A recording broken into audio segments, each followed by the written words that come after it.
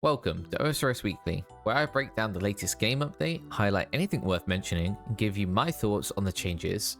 As always, a massive thank you for watching. If you enjoy this type of content, consider dropping a like and subscribing for more OSRS videos. With that said, let's get straight into it.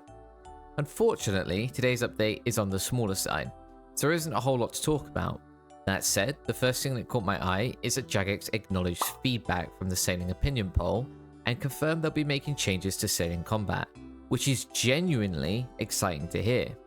That said, they really didn't give any insight into what those changes will be. Personally, I think cannons should play a much bigger role in ship combat.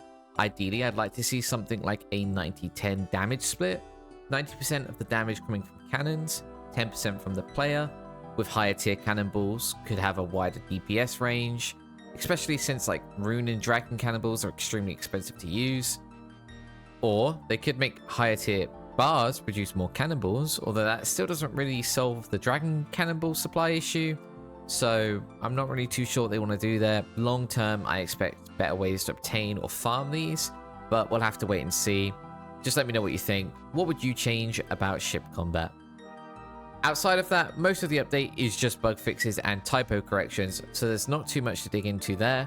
However, there was one bug fix that does actually affect gameplay to some degree, and that's if you have the extended Metal Dragons task. It now assigns correctly 150 to 200, whereas previously it was only assigning 90 to 120. Jagex have also added some sailing level requirements across all boats for certain facilities where it varied. Now it's just a static level across all boat types. They also reaffirmed that they fixed a bug when you wouldn't get loot from sea creatures if your inventory was full. And then finally, arguably the only actual game change in the form of a UI cleanup for Slayer Masters. Now there is a cosmetic tab in the Slayer shop to stop confusion for newer players, so they'll spend their points on things that actually matter, and then cosmetics later. Unfortunately, that's it for today's update. Not too surprised though, as it was over the holiday period. Hopefully next week's update has a little more changes, but overall excited to hear they are in fact prioritizing sailing combat, which I think was a massive downside of sailing's release. Since this week's update was on the smaller side, I've had an idea, and I want to start sharing some love. So I thought I'd give you all a little treat. Drop a comment below telling me what you're currently working on in-game, what your next goal is, and your RSN.